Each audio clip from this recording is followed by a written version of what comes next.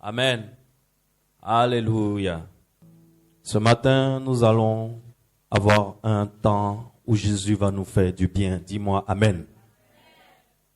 Je voudrais ce matin que tu arrêtes de considérer Jésus comme un personnage historique qui a vécu et qui est parti. C'est une erreur. Pourquoi c'est une erreur? Parce qu'une histoire a un commencement et une fin. Alors que Jésus, il est là hier, il est là aujourd'hui, il est là demain, mais encore plus, il est là éternellement. Donc Jésus n'est pas une histoire. Dis après moi, Jésus n'est pas une histoire. Ce matin, tu es venu pour rencontrer Jésus comme la femme qui avait une perte de sang. En Luc 8, 43 à 47, je lis pour toi. Oh, il y avait une femme qui souffrait d'hémorragie depuis 12 ans. Elle avait dépensé tout son bien chez les médecins, mais aucun n'avait pu la guérir. Elle s'approcha par derrière et toucha le bord du vêtement de Jésus. Son hémorragie s'arrêta immédiatement. Jésus dit, « Qui m'a touché ?» Comme tous s'en défendaient, Pierre et ceux qui étaient avec lui dirent, « Maître, la foule t'entoure et te presse. Et tu dis qui m'a touché ?»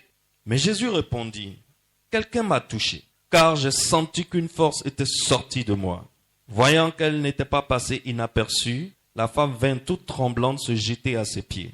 Elle déclara devant tout le peuple pourquoi elle avait touché et comment elle avait été immédiatement guérie. Dis-moi Amen. Quelqu'un sera immédiatement guéri ce matin. Dis-moi Amen. Excellence, c'est une histoire extraordinaire. La Bible dit qu'elle avait dépensé toute sa fortune, tous ses biens, tout son argent chez les médecins. Pendant combien d'années? Pendant 12 ans. Cette femme souffrait d'hémorragie pendant 12 ans. Pendant 12 ans, elle perdait du sang. Le sang contient les éléments qui sont essentiels au corps humain. D'abord pour capter l'oxygène, pour respirer. Essaie de faire 30 secondes sans respirer. Et regarde ce qui commence à se passer. N'est-ce pas? Tu vois que tu commences à t'affaiblir. Mais pour capter l'oxygène qui est dans l'air, on a besoin des hémoglobines qui sont dans les globules rouges. Tu demandes à tous ceux qui ont fait un peu de médecine, ils te diront, quand le taux d'hémoglobine chute, la vie est en danger. La vie est en danger. On a besoin des globules rouges pour fabriquer la chaleur qui nous maintient en vie. L'homme est un animal à sang chaud. Ça veut dire que nous fabriquons nous-mêmes la chaleur qui nous maintient en vie. On est différent des animaux à sang froid qui ne savent pas fabriquer eux-mêmes la chaleur qui les maintient en vie, qui sont obligés de venir au soleil pour capter la quantité de chaleur dont ils ont besoin pour vivre, comme les reptiles. Mais nous ne sommes pas comme des reptiles. Dieu nous a dotés de la faculté de fabriquer la chaleur dont nous avons besoin nous-mêmes.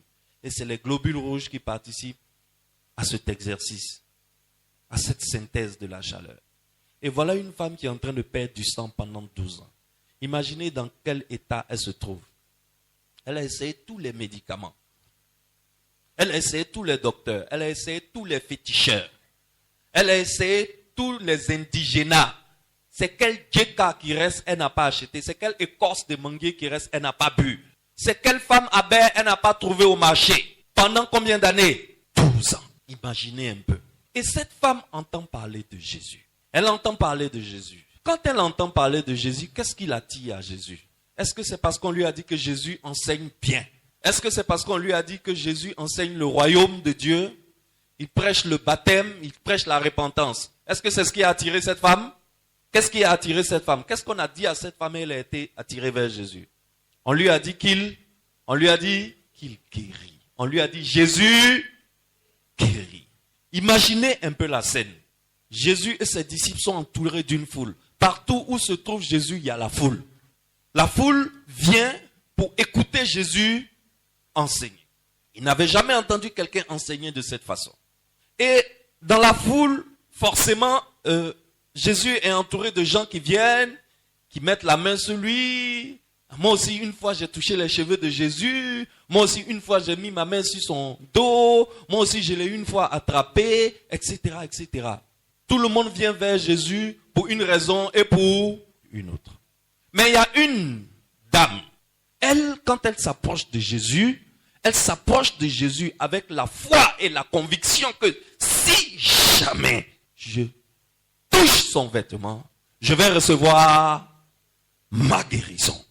C'est pourquoi tout le monde touche Jésus, mais il y a seulement avec cette dame qu'il y a eu quelque chose d'extraordinaire. Parce qu'elle n'est pas venue vers Jésus avec la même attente que la foule. Est-ce que quelqu'un me suit? Est-ce que quelqu'un me suit? Elle n'est pas venue vers Jésus avec la même attente que la foule. Elle est venue vers Jésus avec sa foi, étant convaincue qu'elle recevra sa guérison. Tu es malade, tu es ici aujourd'hui, je veux te dire que Jésus-Christ est là ce matin. Et que si tu viens vers lui avec ton attente, si tu viens vers lui avec ta foi, tu recevras ta guérison. Dis-moi amen fort. Ne viens plus à l'église juste parce que c'est dimanche. Mais viens à l'église avec dans ta tête l'assurance certaine que tu viens rencontrer Jésus-Christ. Et quand tu viens rencontrer cet homme qu'on appelle Jésus-Christ, qui n'est pas une histoire, parce qu'une histoire a un commencement et une fin. Cet homme n'a pas de commencement, il n'a pas de fin. Quand tu viens pour le rencontrer, viens avec la foi, l'assurance, comme cette femme qui avait la perte de sang pendant 12 ans, qu'aujourd'hui, tu viens à l'église, c'est pour recevoir ta guérison. Amen. Nous allons passer à la parole du jour. Ce matin, le Saint-Esprit m'a chargé de t'apporter un enseignement. Et le thème de mon enseignement ce matin, c'est commander au jour. Dis après moi, commander au matin. Commander au matin. Nous sommes en Job chapitre 38, versets 12 à 15. Je lis pour toi. Depuis que tu existes, as-tu donné des ordres au matin? As-tu montré sa place à l'aurore pour qu'elle attrape les bords de la terre et que les méchants en tombent? Tout se transforme alors comme l'argile qui reçoit une empreinte et l'ensemble se présente comme paré d'un habit. Quant aux méchants, ils sont privés de leur lumière et le bras prêt à agir est brisé. Père, merci pour ta parole. Ce matin, viens nous enseigner, viens révéler à quelqu'un le sens profond de ces paroles. Ouvre les yeux de quelqu'un sur sa vie spirituelle et permets-nous à partir de maintenant de prendre les commandes de notre vie, de ne plus subir les événements de notre vie, mais d'ordonner et que la nature se plie à nos ordres. Dans le nom puissant de Jésus, nous avons prié. Amen. Suis-moi bien, l'enseignement d'aujourd'hui va changer carrément ta théologie. L'enseignement d'aujourd'hui va te faire passer à un niveau supérieur dans le monde spirituel. Dans ce texte, Dieu s'adresse à Job et il est en train de lui enseigner l'un des secrets pour régner dans la vie et ne pas subir les influences du monde surnaturel. Ne pas subir les influences du monde des ténèbres. C'est possible. C'est possible. Si vous vous rappelez, lors de notre enseignement du 31 décembre, la nuit du 31 décembre, quand nous étions ici, le thème de cet enseignement, c'était notre Père qui est aux cieux, n'est-ce pas? Et le but, nous avons dit que le but ultime de Dieu, c'est d'avoir des fils à travers qui? À travers Jésus-Christ, n'est-ce pas? À travers Jésus-Christ. Dieu ne veut pas rester le père d'un seul fils unique, mais il veut devenir le père d'une multitude de fils. Et le livre d'Éphésiens nous a montré comment Dieu veut avoir cette multitude de fils. C'est par adoption, n'est-ce pas? La méthode que Dieu veut utiliser pour avoir ses fils, c'est l'adoption. Il nous a adoptés. Il nous a adoptés à travers qui? À travers Jésus-Christ. Dieu ne veut plus être le père d'un seul fils unique. Il dit, mes richesses sont trop immenses pour que je sois le père d'un seul fils. Mais je veux être le père d'une multitude innombrable de fils. Et c'est par l'adoption que Dieu passe pour se créer une famille. Et nous qui sommes ses fils par adoption, c'est nous que Jésus-Christ a adopté pour son Père. C'est nous que Jésus-Christ a racheté pour son Père avec son sang. Nous qui sommes ses fils d'adoption, nous bénéficions d'un droit exceptionnel. Et je vous avais dit dans la nuit du 31 décembre que celui qui est adopté bénéficie du nom et des biens de celui qui l'a adopté. C'est un droit. Quand on t'adopte, celui qui t'adopte là, s'il est roi, tu deviens prince. Tu deviens prince. Et je vous avais donné l'exemple de Moïse, qui était un fils d'esclave, mais qui s'est retrouvé être nourri par le palais de Pharaon. C'était quoi? C'était de l'adoption. La princesse a adopté Moïse. Du coup, Moïse allait à l'école des fils de roi. Moïse portait les vêtements des fils de roi. La maison de Moïse a été modifiée pour ressembler au palais. Si tu voulais voir le règne de Pharaon à Goshen, où est-ce que tu devais aller? Tu devais aller à la maison de Moïse. Parce que la princesse est venue et elle a tout modifié.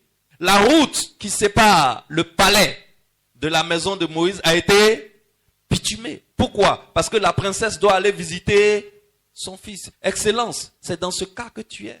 Tu as été adopté par une famille qui se trouve au ciel. Ton père qui t'a adopté est un père céleste. Et nous, en tant que fils qui avons été adoptés par ce père céleste, c'est nous qui avons le droit de convoquer le royaume de Dieu sur terre. C'est pour cela que Jésus nous a dit, vous devez prier en disant que ton règne vienne. Qui a le droit de dire au règne de Dieu de venir? Ce sont les fils. Ce sont les fils. Si tu n'es pas fils, si tu n'as pas été adopté par Dieu, tu n'as pas le droit de convoquer. Le royaume ne va pas te répondre. Mais dès que tu es adopté, tu es héritier de ce Père céleste. Et c'est ton héritage que de convoquer ce royaume. Ça fait partie de ton héritage. Et le dimanche qui a suivi, qui était le dimanche passé, nous avons parlé de la paternité divine et de la filiation, de telle sorte que nous qui sommes les enfants d'une famille céleste, nous avons à notre disposition des ressources immenses et inépuisables. C'est ce que nous avons vu le dimanche passé, n'est-ce pas? Nous avons en tant que fils, je vous avais dit dimanche passé que quand on parle d'héritage, nous on ne comprend pas. Parce que la plupart d'entre nous là, on vient de familles trop pauvres.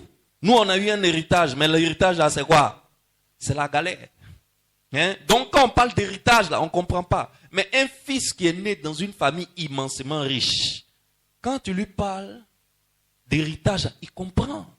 Parce qu'il n'a rien fait pour bénéficier de toutes ces belles voitures qui sont dans le parking. Il n'a fait aucun effort pour passer toutes ses vacances scolaires en Europe. Pour lui, c'est normal. Pour lui, c'est évident. Ce n'est pas extraordinaire. Toi, aujourd'hui, quand tu as même le passeport, tu n'as pas encore voyagé. Tu es allé à la sûreté, puis on t'a donné le passeport, tu tues poulet pour manger. Parce que le fait que tu as le passeport en main, déjà pour toi, c'est un espoir qu'un jour, toi aussi, tu peux prendre avion. Mais pour le fils d'une famille aisée qui a l'habitude de passer ses vacances au Royaume-Uni, passe ses vacances à New York, il a fait la plupart des pays du monde. Bon, quand je lui donne cet enseignement, lui, il comprend. Quand je lui dis, tu descends d'une famille céleste, tu as été adopté par un père qui se trouve au ciel. Donc, toutes les ressources qui sont au ciel là, c'est pour toi. Dis-moi amen. C'est pour toi. C'est notre cas. Nous qui sommes en Jésus-Christ, c'est notre cas. Alors, ce n'est pas quand nous serons morts pour aller au ciel que nous allons utiliser ces ressources. Ces ressources-là, nous devons les utiliser dès maintenant. Et nous pouvons le faire. Alors, quand tu lis le chapitre 38 et le chapitre 39 du livre de Job, Dieu est en train de décrire à Job en quoi consiste le travail de Dieu.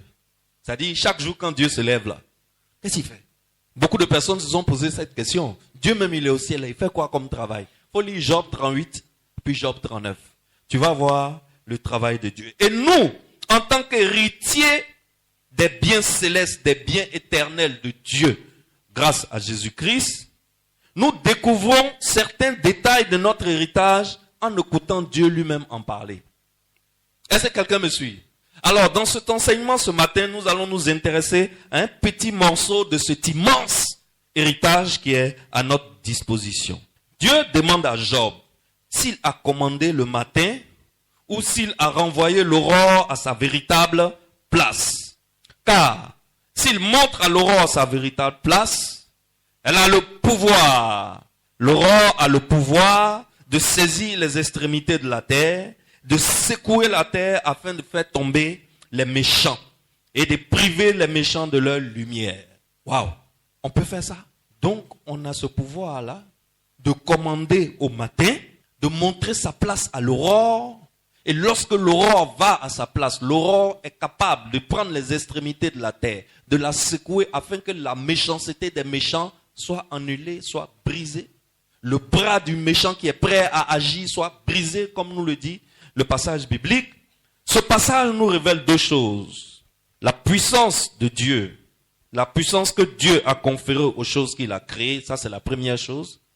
Ce passage de Job 38 que nous venons de lire, ça nous montre que les éléments de la nature que Dieu a créés, il leur a conféré une puissance. Tous les éléments de la nature que tu vois, il y a une puissance dedans. La deuxième chose que ça nous montre, c'est que on peut utiliser ces puissances qui sont dans ces éléments-là pour influencer la vie de tous les jours. C'est possible. Voyons certains passages bibliques qui nous le prouvent. Genèse chapitre 1, verset 1. En Genèse 1, il est dit, au commencement, Dieu créa les cieux et la terre. Au commencement, Dieu créa quoi? Il créa les cieux. On n'a pas dit qu'au commencement, Dieu créa le ciel. On dit Dieu créa les cieux et la terre. Ça veut dire qu'il y a combien de ciels? Il y a plusieurs cieux. N'est-ce pas? Il y a plusieurs cieux. Il n'y a pas un ciel, il y a plusieurs cieux. En Éphésiens chapitre 6, verset 12, l'apôtre Paul nous parle d'un ciel. Il dit, en effet, ce n'est pas contre l'homme que nous avons à lutter, mais contre les puissances, contre les autorités, contre les souverains de ce monde des ténèbres, contre les esprits du mal dans les lieux célestes. La Bible est en train de nous parler d'un ciel qui n'est pas la demeure de Dieu, mais qui est plutôt la demeure des esprits méchants et sataniques. Est-ce que quelqu'un me suit? Éphésiens 6 nous parle d'un ciel. Ça va te choquer peut-être. Parce que d'habitude, toi, dans ta tête, le ciel, c'est la maison de Dieu. Mais Éphésiens 6 nous parle d'un ciel où se trouve le royaume des démons. C'est leur royaume là qu'on appelle les autorités, les principautés, les souverainetés et les puissances des ténèbres. Eux aussi, ils ont un coin au ciel. Il y a un niveau du ciel où ils sont. Et dans ce ciel-là règne la méchanceté. Ce ciel-là, c'est le QG du diable. Et la Bible l'appelle le premier ciel. Donc, au premier ciel, tu as les anges déchus qui ont été précipités de la terre lorsqu'il y a eu le déluge, qui se sont échappés. Quand il y a eu le déluge de Noé, tous les anges qui étaient descendus pour venir marier les femmes des humains, là. Quand le déluge est venu, ils voulaient s'échapper pour retourner au ciel. Arrivé chez Dieu là-bas, il y avait barrage. Il y a eu corridor. Ils ne peuvent pas passer le corridor. Mais ils ne peuvent pas revenir aussi sur la terre parce que la terre était en train d'être détruite par le déluge. Donc, ils sont restés suspendus au premier ciel. C'est là-bas le QG de Satan. Alors, retiens bien qu'il n'y a pas un ciel. Il y a combien de ciels? Il y a plusieurs cieux. Et la Bible nous parle d'un premier ciel qui est le royaume, qui est la maison des esprits méchants. 2 Corinthiens chapitre 12, versets 2 à 4. On va lire 2 Corinthiens 12, 2 à 4. Il est dit là-bas, « Je connais un homme en Christ qui, il y a 14 ans, a été enlevé jusqu'au 3e ciel. » Ah, on a vu un premier ciel, on est en train de voir un 3e ciel. A été élevé jusqu'au 3e ciel. Était-ce dans son corps ou à l'extérieur de son corps? Je l'ignore, mais Dieu le sait. Et je sais que cet homme, était-ce dans son corps ou à l'extérieur de son corps? Je l'ignore, mais Dieu le sait. Cet homme a été enlevé au paradis. Donc, le 3e ciel là, c'est où? Au paradis.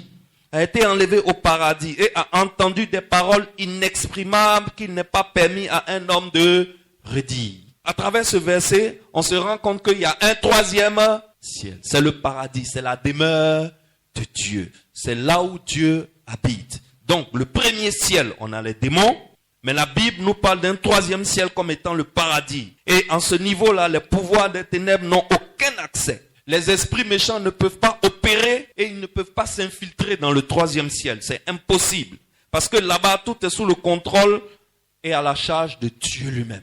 Alors, s'il y a un premier ciel et un 3e ciel, c'est qu'il y a un deuxième ciel. C'est qu'il y a un deuxième ciel. Le deuxième ciel, c'est l'endroit où vivent les anges qui sont restés fidèles à Dieu.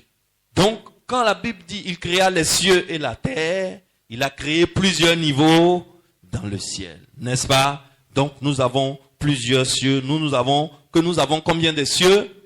On a 3 cieux. Nous continuons. Genèse chapitre 1, verset 4. Retiens tout ce que je te dis là. Je suis en train de t'amener quelque part. Suis-moi bien. Genèse 1, 14 à 18. Il est dit là-bas. Dieu dit qu'il y ait des luminaires dans l'étendue du ciel pour séparer le jour de la nuit. Ils serviront de signes pour marquer les époques, les jours et les années. Les luminaires que Dieu vient de créer là serviront de quoi? De signes pour séparer les époques, pour séparer les jours, pour séparer les années.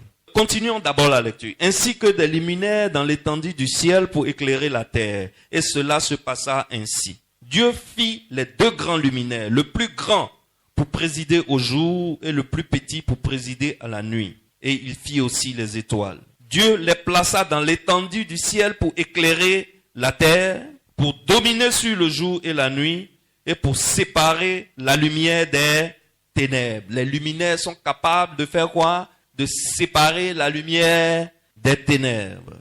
Et Dieu vit que c'était bon. Alors, dans ce passage de Genèse, on va voir que Dieu, il crée des corps célestes et il donne des ordonnances à ces corps célestes. Ils ont reçu un mandat spirituel. Ces corps célestes ont reçu un mandat spirituel de Dieu pour s'acquitter de certaines fonctions. Et ces corps célestes, par leur fonction, deviennent des portes. Dis après moi, portes. Ces corps célestes deviennent comme des portes qui permettent d'entrer ou de sortir de certaines saisons. Ça devient des portes spirituelles. Et le principe d'une porte, c'est qu'elle peut s'ouvrir ou se fermer pour laisser passer ou non des choses, n'est-ce pas? Une porte s'ouvre ou se ferme pour laisser passer quelque chose.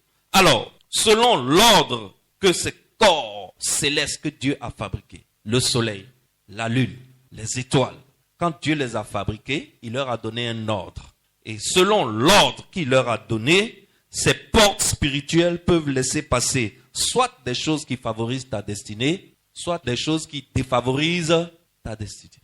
Est-ce que quelqu'un me suit? Donc ces éléments de la nature que Dieu a créés, Dieu les a créés en leur donnant un pouvoir. Il leur a donné le pouvoir de devenir des portes spirituelles. Et ces portes-là, il y a un pouvoir là-bas, il y a une capacité là-bas. Cette capacité, ce pouvoir, on peut l'utiliser pour favoriser ta destinée, mais on peut aussi l'utiliser pour te tirer en arrière, pour te retarder. Est-ce que quelqu'un me suit? Et il se trouve que Satan, lui, il enseigne à ses disciples les secrets de ces pouvoirs que Dieu a mis dans la création. Et ses disciples utilisent ça contre les enfants de Dieu. Est-ce que quelqu'un me suit? Est-ce que quelqu'un me suit? Les choses que Dieu a créées sur cette terre, Dieu a caché des pouvoirs dedans pour sa gloire. Il a mis des pouvoirs dedans pour lui, sa gloire. Mais Satan trafique ces pouvoirs-là. Il enseigne à ses disciples comment trafiquer ces pouvoirs que Dieu a stockés là-bas pour une raison bien précise. Et il détourne ces pouvoirs-là pour faire du mal aux enfants de Dieu. Quelqu'un me suit? Quelqu'un me suit? Amen. Alors, nous les enfants de Dieu, nous sommes obligés maintenant d'ouvrir les yeux pour connaître notre héritage. Parce que si nous ne connaissons pas notre héritage, les agents de Satan vont trafiquer ces puissances-là et travailler contre nous. Et malgré que nous serons en Christ, nous n'allons jamais avancer. Nous allons tourner en rond. Pourquoi? Parce que nous avons un héritage que nous n'utilisons pas. Tu t'en vas à la chasse. Il y a calibre 12 dans ta main. Agouti est en train de passer. Si tu veux manger agouti là, tu dois faire quoi? Tu dois tirer. Parce que tu as un instrument dans ta main qui te permet d'abattre l'agouti pour le manger. Si tu as le calibre 12 à la main, et puis c'est comme ça, sur ton bras. Si tu n'as pas tiré, tu peux manger agouti? C'est la même chose. Ces puissances-là existent. Et nous, en tant que fils de Dieu, dans l'héritage que nous avons, l'immense héritage inépuisable que nous avons au ciel, se trouve la capacité d'utiliser ces pouvoirs-là pour empêcher les œuvres de destruction de Satan. Dis-moi Amen. Par exemple, En Genèse chapitre 1, verset 14 à 18 qu'on vient de lire, on découvre que la lumière a un pouvoir crucial dans la vie de l'homme, n'est-ce pas? On découvre que la lumière a un pouvoir. La lumière, là, ça contrôle ta croissance, ça contrôle ta taille. Tout ça, c'est déterminé par la lumière. Il y a un puissant pouvoir dans le soleil et par la lune. La vie sur toute chose est reliée à la lumière. Ceux qui ont fait science, n'est-ce pas? Ceux qui ont fait un peu de science à l'école. Il n'y a pas de vie sans lumière. Ce qui fait que les savants étaient étonnés d'avoir découvert des êtres vivants au fond de la mer à des profondeurs de 7000, 8000 mètres où, selon eux, normalement, il n'y a pas de vie. C'est-à-dire que l'homme sait que pour qu'il y ait vie, il faut qu'il y ait lumière. La lumière a un pouvoir sur la vie. Moi, j'ai du gazon ici derrière. Lorsque on finit d'utiliser une serpillière, et puis on prend la serpillière, on étend sur le gazon pour que le soleil tape, pour que ça sèche, n'est-ce pas? Quand on laisse la serpillière là-bas, 3 jours, quand on revient, le gazon là, ce n'est plus vert, ça devient jaune. C'est en train de faire quoi? C'est en train de mourir. Pourquoi? Parce qu'on a coupé l'accès à la lumière. La vie dépend de la lumière. Et nous, on comprend ça toujours au premier degré. Alors que le fait de savoir que la vie dépend de la lumière, c'est une connaissance puissante que tu viens d'acquérir comme ça. Et les agents de Satan, eux, ils utilisent ça au deuxième degré, à des degrés plus élevés. Alors que nous, on se contente d'avoir la connaissance et puis on s'assoit. Psaume 121, verset 6 dit, « Pendant le jour, le soleil ne te fera pas de mal, ni la lune pendant la nuit. » Ça implique qu'il y a un pouvoir que Dieu a conféré au soleil du jour et à la lune de la nuit qui est capable de nuire à l'homme. Et le roi David le savait. Mais David sait aussi que Dieu peut préserver ceux qui détournent ces pouvoirs-là pour en faire un mauvais usage. Dieu peut le préserver d'eux. C'est ça qui est important. On sait qu'ils peuvent trafiquer ces pouvoirs-là. On sait. Mais ce qui est plus important, c'est de savoir que Dieu peut aussi nous protéger contre l'influence de ces détournements, de ces trafics. En créant le soleil, la lune et les étoiles, Dieu les a dotés de grands pouvoirs pour faire éclater sa gloire. Et Dieu sait que, vu les pouvoirs qu'il a mis dans ces éléments, les hommes vont vouloir adorer ces éléments. Il sait ça. C'est pour cela que lorsqu'il a donné sa loi, il a interdit aux hommes d'adorer ces choses-là. Il sait. C'est pour cela que Dieu, quand il donnait la loi, il disait, n'adorez pas le soleil, la lune, les étoiles. Il sait quel est le pouvoir qui est dedans.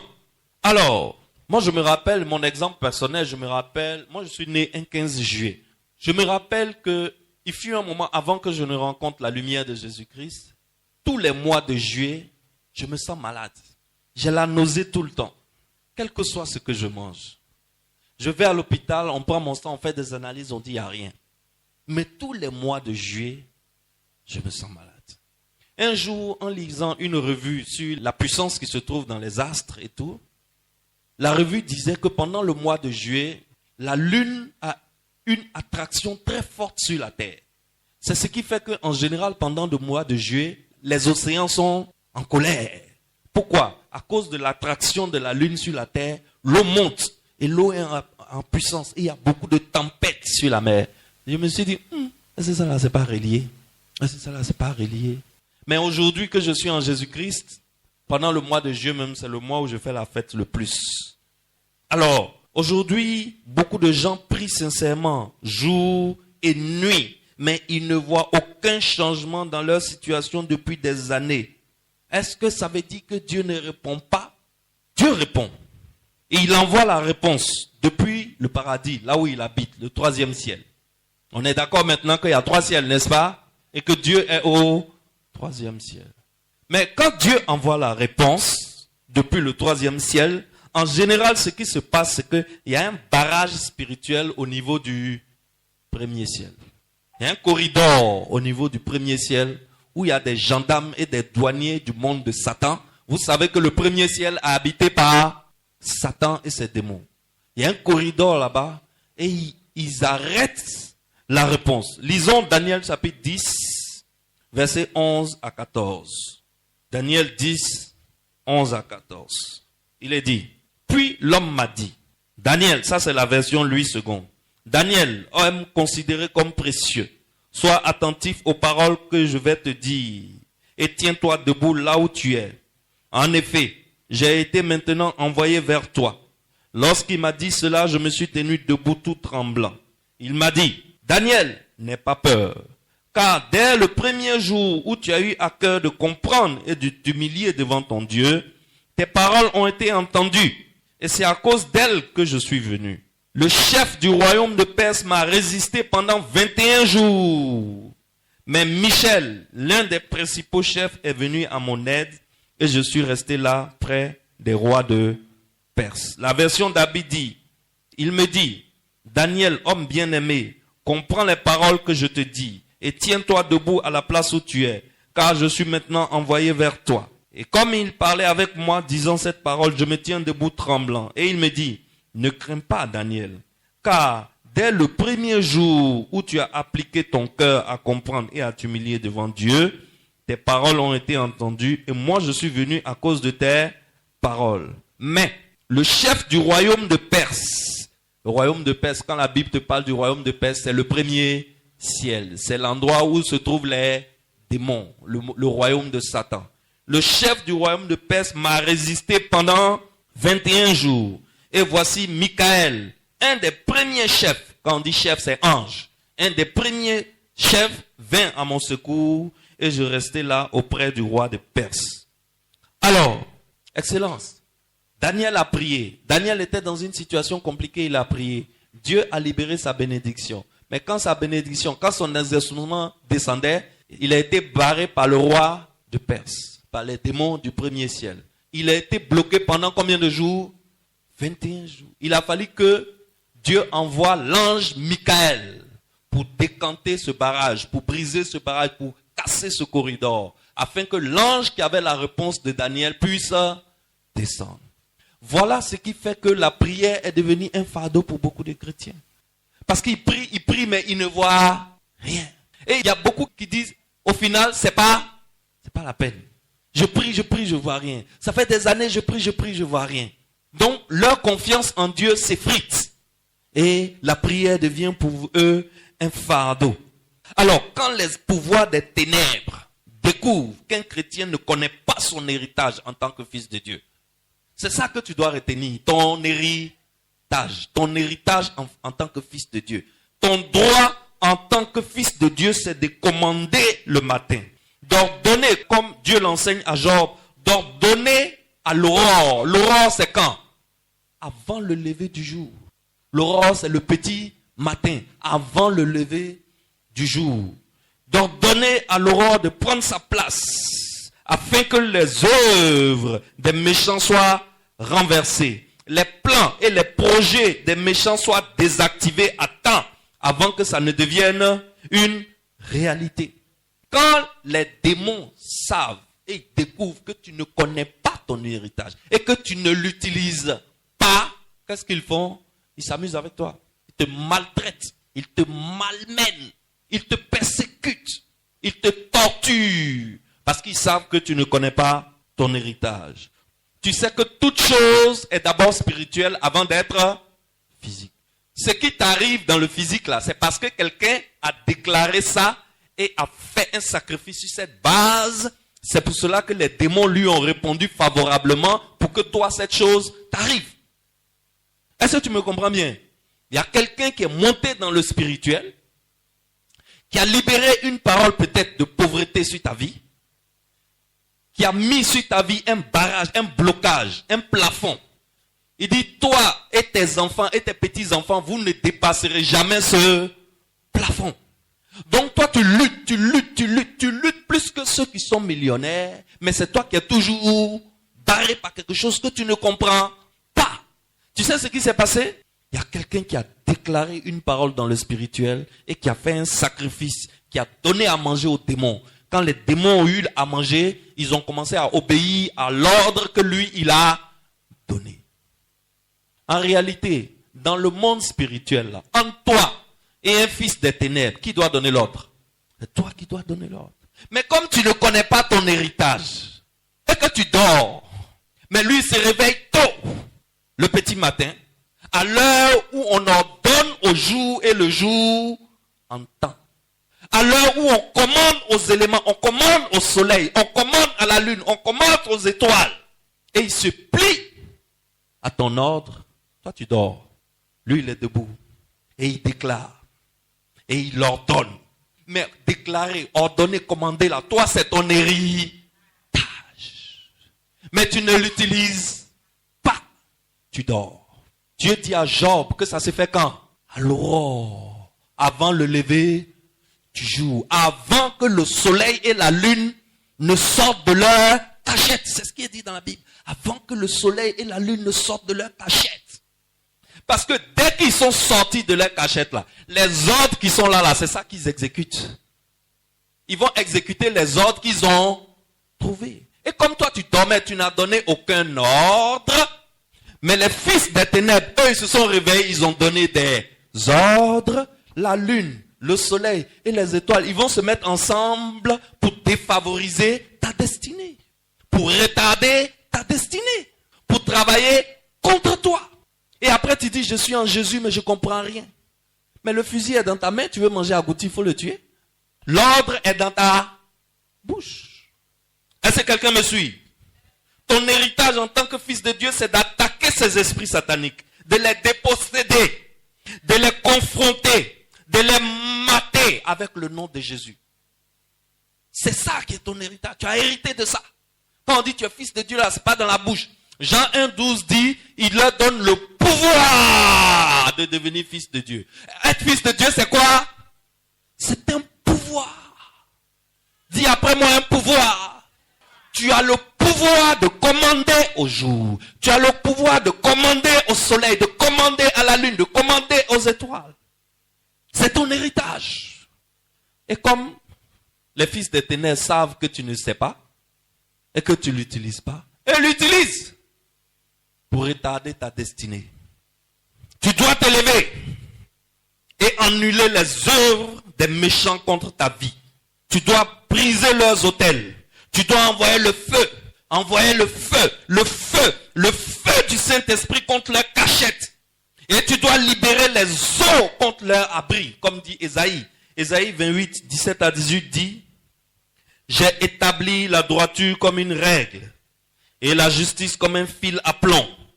La grêle balayera le refuge de la fausseté et l'eau inondera l'abri du mensonge. Excellence, c'est dans les passages bibliques quand tu dois chercher les phrases pour prier le matin. Est-ce que tu me suis bien? Quand tu utilises ces phrases-là, tu déclenches le pouvoir qui se trouve dans les astres. Écoute bien, la grêle balayera le refuge de la fausseté et l'eau inondera l'abri du mensonge. Votre alliance avec la mort sera supprimée. Votre pacte avec le séjour des morts ne tiendra pas. Lorsque le torrent destructeur passera, il vous s'écrasera. C'est ton héritage, ça. Voilà les puissances que tu as dans ta bouche. C'est ce genre de commandement que le Fils de Dieu doit donner à l'aurore. Avant que le jour se lève. Avant que le soleil et la lune qu'ils ont trafiqué, que les fils de Satan ont trafiqué pour te faire du mal, ne sortent de leur cachette. Tu dois donner ces commandements avant qu'ils ne sortent de leur cachette.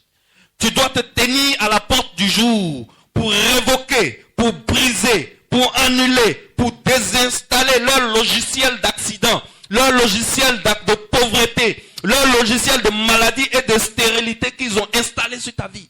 Est-ce que quelqu'un me suit? Tu dois te tenir à la porte du jour. Tu en as le pouvoir en tant que fils de Dieu. Tu as ce pouvoir-là.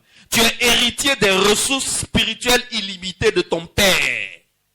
Tu es un membre incontesté et incontestable de la famille céleste. Dis-moi Amen. C'est ton droit. C'est ta prérogative. C'est ton héritage. Oui, tu dois ouvrir la bouche. Il y a un pasteur qui disait, nous les chrétiens, nous sommes une armée de parleurs. Nous les chrétiens, notre force, ça se trouve dans quoi? Dans la parole. On est des bavards. C'est là où il y a notre puissance. Tu dois ouvrir la bouche. Parce que celui qui t'a racheté, il s'appelle la parole. Le sang qui a permis de te racheter pour t'emmener dans la famille du ciel, c'est le sang de la parole. Donc, ta parole a un puissant pouvoir spirituel, excellence. Alors, ouvre la bouche tôt le matin et parle. Ça veut dire que tu dois dormir moins. N'est-ce pas? Vous avez remarqué les agents des forces des ténèbres, là, les sataniques, là. Ils commencent à travailler à l'heure où tout le monde dort. À l'heure où les fils de Dieu sont plongés dans un profond sommeil. Eux, ils commencent leur travail à partir de minuit, 1h du matin, jusqu'à 5h du matin. Au plus tard, à 5h du matin, ils ont fini. Ils ont libéré des ordres dans les astres. Ils ont libéré des ordres dans l'atmosphère. Le Fils de Dieu, lui, va se réveiller vers 7h30, 8h. Il va faire 2 minutes de prière. Seigneur, bénis-moi aujourd'hui, bénis ma femme, bénis mes enfants. Seigneur, toi-même, tu sais que je dois courir. Allez, ciao, Seigneur. C'est que si on est ensemble. Amen. Et puis tu cours, tu t'en vas au plateau pour te chercher. Mon ami, tu es en train de gaspiller l'héritage là. Tu as hérité d'un pouvoir, il faut l'utiliser. C'est pour cela que je vous disais la nuit du 31 décembre qu'il y a des prières qu'on fait là. Dieu lui-même, il ne comprend pas. Mais il t'a déjà donné tout. Et c'est toi, tu t'en vas prier. Seigneur, pardon. Pardon, il faut m'aider. La situation me dépasse. Mais et toutes les ressources illimitées qui sont à ta disposition là. Si la situation te dépasse là, c'est le bon moment pour utiliser les ressources célestes. C'est quand la situation te dépasse qu'il faut utiliser les ressources célestes. Alors, utilise ce pouvoir, sinon tu vas durer dans la pauvreté. Il faut savoir que, comme je te le disais tout à l'heure, toute chose est spirituelle avant d'être physique. En toi, malgré tous tes djabou Abidjan, malgré tous tes gris-grali, malgré où tu rentres, tu sors, toi, million, on ne prononce jamais million sur ta vie. Pourquoi? Quand tu as trop le jour où tu gagnes 200 000, tu tues poulet pour manger. Tu dis, hey, j'ai fait un caca aujourd'hui. Hey, 200 000. Mon ami, c'est ça qu'on appelle la pauvreté. C'est battre jusqu'à la fin de la journée, tu n'as que 200 000. C'est ça qu'on appelle la pauvreté. Tes amis sont en train d'accumuler 200 millions, 300 millions. Toi, tu as 200 000, tu fêtes. Parce que dans l'année, c'est rare que tu attrapes 200 000. C'est pour cela que tu as fêté. Et tu es bloqué. Tu es limité. Il y a une limitation sur ta vie. Les années passent. Les cheveux commencent à blanchir. Mais tu ne décolles pas. Mais c'est parce que quelqu'un a prononcé des choses. C'est parce que dans le spirituel, ça a été scellé. Et les astres là, ils répondent à cet ordre. Qu'est-ce que toi tu dois faire? Tu dois annuler. Tu dois briser. Tu dois révoquer. Est-ce que quelqu'un me suit? Parce que tu as ce pouvoir. Excellence. C'est le résultat des paroles que quelqu'un a prononcées dans le spirituel qui agit sur ta vie. Alors, va désinstaller ces paroles-là. Va désactiver ces paroles-là. Parce que ton héritage que tu as te donne le pouvoir de désactiver ces paroles. Dis-moi Amen. Pendant que toi tu luttes pour gagner 100 000, eux vivent dans l'abondance. Pendant que toi tu serres la ceinture, eux sont en train de piquer de nouveaux trous sur leur ceinture. Parce que c'est devenu trop maigre. Ils desserrent la ceinture. Non seulement il la desserre, mais il la desserre l'ange. Pourquoi? Parce que les bénédictions qui te sont destinées là, ils ont réussi à détourner ces bénédictions-là en leur faveur. Et toi, quand tu grigras à la fin de la journée, c'est 100 000. Et ils encaissent les paquets de millions. Ils grossissent, toi tu maigris. Ils desserrent la ceinture, toi tu serres la ceinture. Alors que c'est toi qui es fils de Dieu. Alors que c'est toi qui es l'héritier. C'est pas au ciel cet héritage-là. Cet héritage-là commence ici. Au ciel, tu n'auras pas besoin de cet héritage-là. Au ciel, là, au 3e ciel où toi et moi, on s'en va s'asseoir là. Les démons n'ont pas d'accès là-bas. Ils ne pourront plus t'atteindre là-bas. Mais ici sur terre, ils peuvent t'atteindre. C'est ici que tu peux utiliser ton héritage. Est-ce que quelqu'un me suit? Dis-moi Amen. Alors, si tu vois que l'ennemi travaille contre toi et contre tes affaires, l'ennemi travaille contre ton mariage, contre ta santé, tu ne dois plus dormir beaucoup. En 2022, là, il est temps que tu te lèves Et que tu commandes aux éléments de la création de travailler à ta faveur aussi. Dis-moi amen. On a des exemples de serviteurs de Dieu qui ont commandé aux éléments pour leur victoire. Nous ne serons pas les premiers. Nous ne sommes pas du tout les premiers. La prophétesse Déborah, qui un moment était juge sur Israël. Tu peux lire ça dans Juges chapitre 5. Tout le chapitre 5 du livre de Juges. Elle a commandé aux étoiles. Et elle a envoyé les étoiles combattre le général Sisera. Et elle a commandé à un fleuve d'emporter les hommes forts du général Sisera. Faut noter ça, tu vas lire à la maison. Juges 5. Surtout, tu lis à partir du verset 20 pour aller vers la fin. Il y a le prophète Élie. Élie a ordonné au ciel de libérer le feu sur les 50 hommes d'un commando que le roi a envoyé pour l'enfermer. Pourquoi? Élie s'en va dire au roi, mais il y a un Dieu en Israël. Pourquoi tu laisses le Dieu d'Israël pour aller faire des offrandes, pour aller consulter Baal-Zéboub, qui est le Dieu des crons? Pourquoi tu fais ça? Il y a un Dieu en Israël. Le roi n'a pas aimé qu'Élie lui parle en public comme ça. Donc il a envoyé 50 hommes pour attraper Élie, pour l'envoyer pour qu'on le tue. Quand Élie a libéré la parole, le feu est descendu du ciel et a consumé les 50 hommes. Josué 10, 12 à 13. Il y avait un voisin de Josué qui s'appelait Gabaon. Il y avait un pays qui s'appelait Gabaon, qui était voisin d'Israël. Gabaon a vu comment le Dieu de Josué faisait des miracles dans la vie d'Israël. Il a vu comment Josué battait tous ses ennemis à la guerre, alors que ses ennemis étaient plus puissants que lui militairement. Donc le roi de Gabaon, qu'est-ce qu'il a fait? Il est venu voir Josué. Il dit, moi je veux devenir ton allié, je veux devenir ton ami. Prends-moi avec toi. Ton Dieu devient mon Dieu. Josué dit, il n'y a pas de problème. Ils ont fait leur pacte. Gabaon est devenu ami d'Israël. Il y avait les rois qui étaient autour, les rois amoréens. 5 rois amoréens se sont mis ensemble. Ils ont levé une grande armée. Pourquoi Gabaon est parti faire alliance avec Israël, leur ennemi? Ils ne sont pas d'accord. Donc eux, ils vont éliminer Gabaon jusqu'au dernier Gabaonite.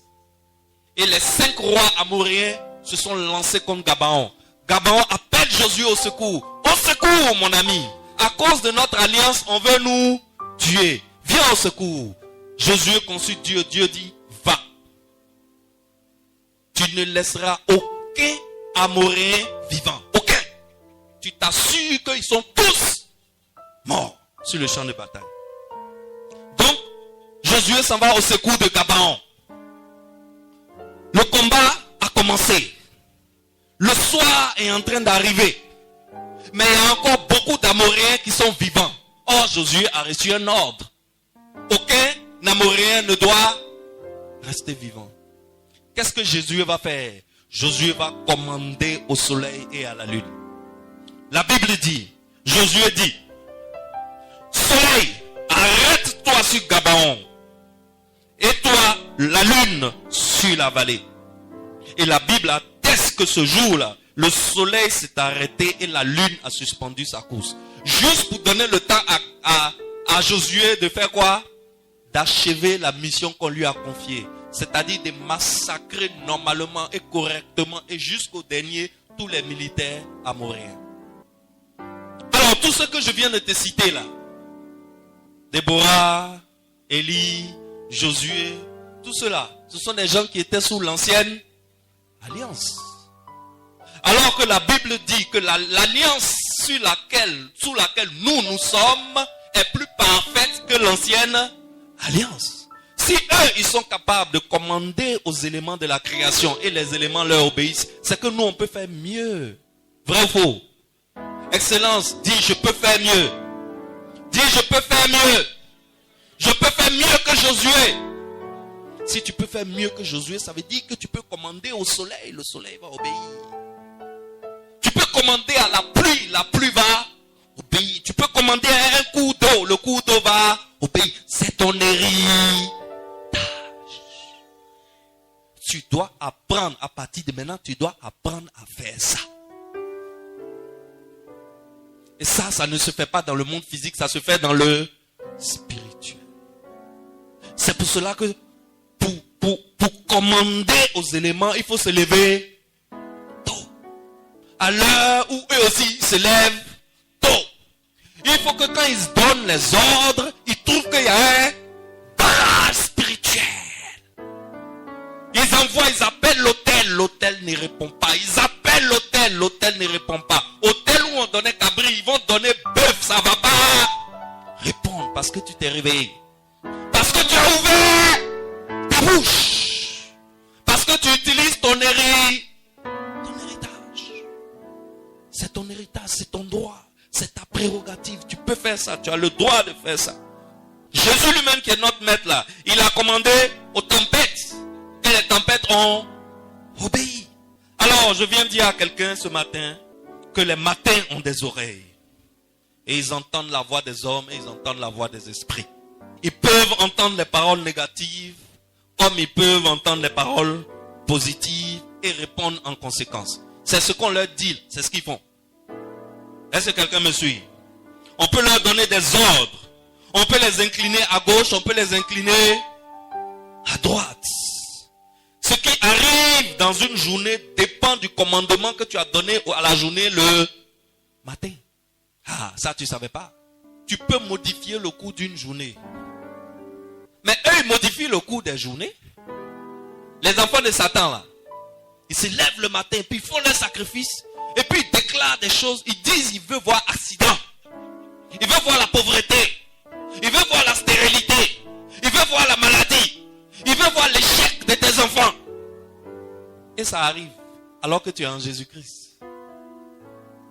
Mais Jésus te regarde parce qu'il t'a déjà donné le pouvoir. Si tu ne veux pas l'utiliser, c'est ton problème. C'est ton problème. Alors, ces ordonnances que vous libérez obligent la terre à vous assurer une journée heureuse. Excellence, la majeure partie de nos défaites et de nos échecs, nous les enfants de Dieu, se produisent encore quand on est au lit. Quand on est en train de dormir. Pendant qu'on est en train de dormir, quelqu'un lui est en train de barrer sur notre vie. Comme on dit, n'est-ce pas? Non, c'est comme ça on dit, non? Toi tu dors, lui il est en train de barrer sur ta vie. Et toi tu te réveilles, le travail est déjà accompli. Maintenant ce qui est grave, c'est que le chrétien vraiment, nous les chrétiens on a besoin d'enseignement quoi. Ce qui est grave c'est que nous on va se réveiller le matin, le gars a fini de barrer sur ta vie, ils ont fini de prononcer, de créer des dettes sur ta vie, tu vas de dette en dette, tu vas de pauvreté en pauvreté, tu travailles, tu t'enrichis jamais. Ils ont fini de faire ça, de déclarer des accidents sur ta vie, de déclarer l'échec de tes enfants à l'école. Et tu te réveilles le matin, au lieu de briser tout ça, toi tu confirmes encore leurs paroles parce que tu confesses de ta propre bouche. Tu te lèves le matin et puis c'est toi qui es là. Vraiment ça va pas chez moi. Je suis trop moisi, c'est pas normal. Seigneur, je souffre trop. Je n'ai personne. Comment tu n'as personne? Comment tu n'as personne? Tu es le fils d'une famille céleste. Tu descends, tu es héritier d'une famille qui a des immenses ressources. Vos ressources sont illimitées. Et c'est toi qui ouvres la bouche. Je n'ai personne. Je n'ai pas de tonton, je n'ai pas de tantie. Je n'ai pas reçu héritage de mon papa. Regarde-moi les voisins. Ils sont en train de manger sauce graine à etikriti. Avec escargot. Moi, je suis obligé de manger un plat de gaba. Alors que c'est moi, je suis chrétien. Eux, c'est des pécheurs. Et tu confirmes la parole du méchant. Le méchant qui a prononcé ton divorce. Qui a asséché ta main. Il a prononcé des paroles pour assécher ta main. L'argent là, quand ça rentre dans ta main là, ça brûle. Ça ne peut rien faire de bon. Et tu te réveilles, au lieu de briser, au lieu de déclarer que le torrent les emporte sur le passage, au lieu de libérer la grêle céleste sur les paroles, sur les autels sur lesquels ils se sont tenus, pour annuler tout ça, tu confirmes. C'est-à-dire que toi-même là, tu coopères encore avec l'ennemi. Voici le chrétien d'aujourd'hui. Tu coopères encore avec l'ennemi. Tu donnes de la puissance à ce qu'ils ont attaché. Tu rends la corde même encore plus attachée. À cause de quoi? À cause de ta parole défaitiste. Tu confirmes. Excellence. Je suis malade. Moi, quand j'ai connu ma femme, j'étais comme ça. Ma femme m'a beaucoup aidé quand j'étais nouveau chrétien. Elle m'a beaucoup aidé. Mais que chaque matin quand je me lève, je me plains. J'ai dit, j'allais à l'école, j'étais toujours parmi les 3 premiers. Mais pourquoi moi je n'ai pas déchiré? Les derniers de la classe qui venaient me demander de leur expliquer les cours de philosophie, c'est eux qui sont à l'ENA aujourd'hui. Ils sont dans les grosses administrations. Ils ont les voitures, ils ont les maisons. Et mon âge passe. Et je ne fais que me plaindre.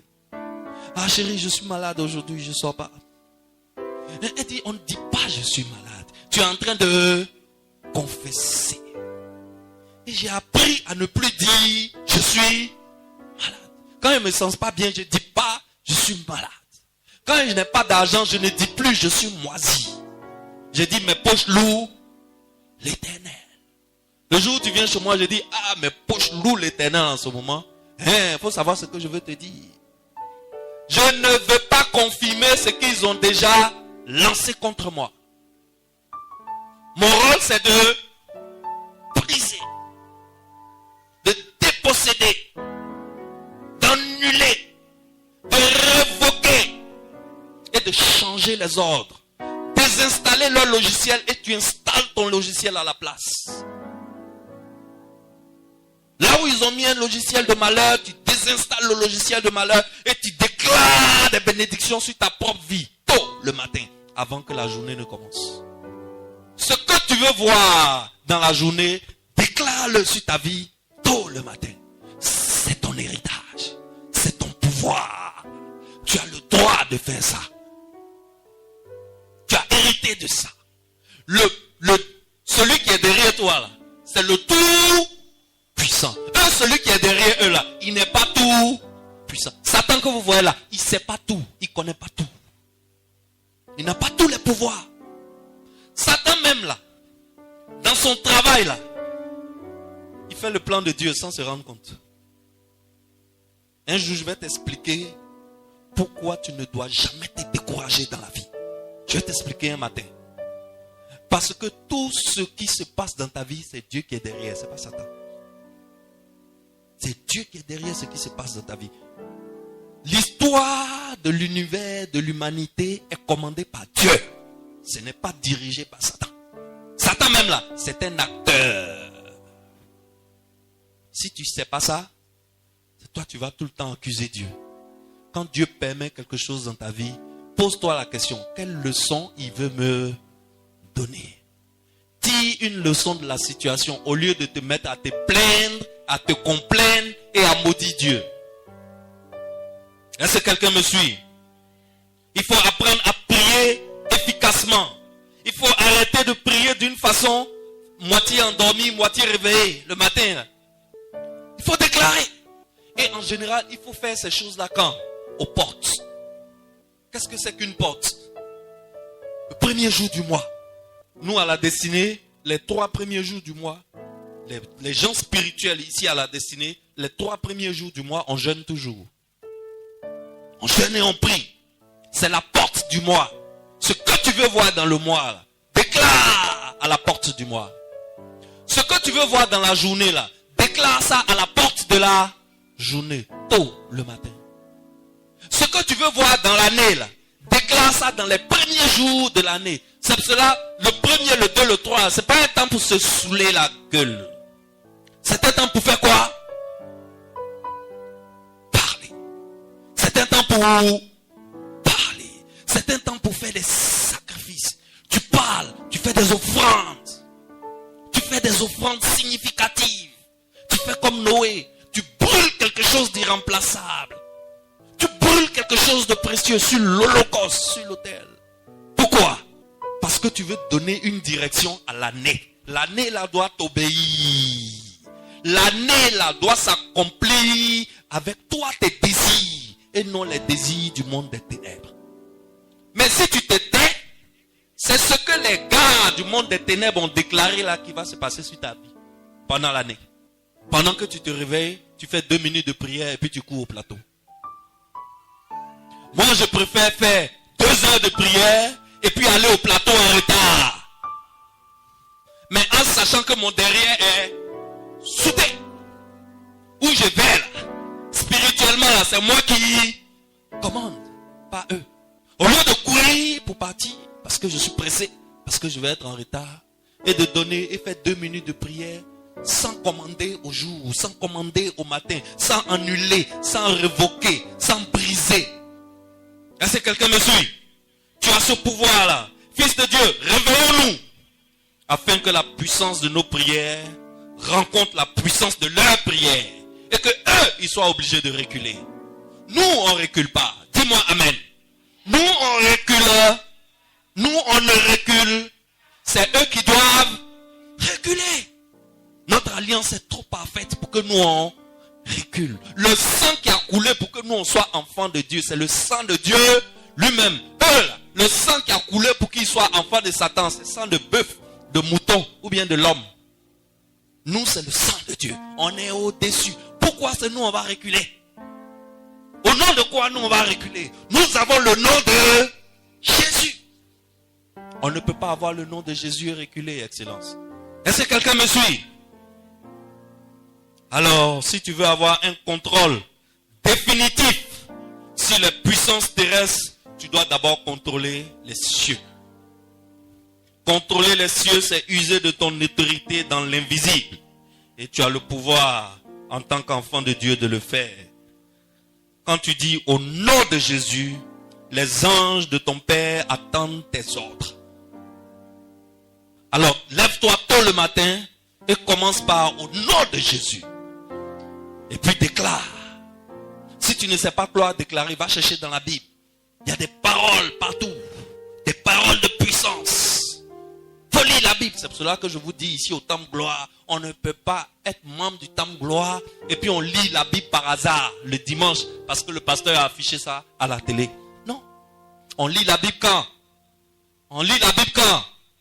Chaque jour.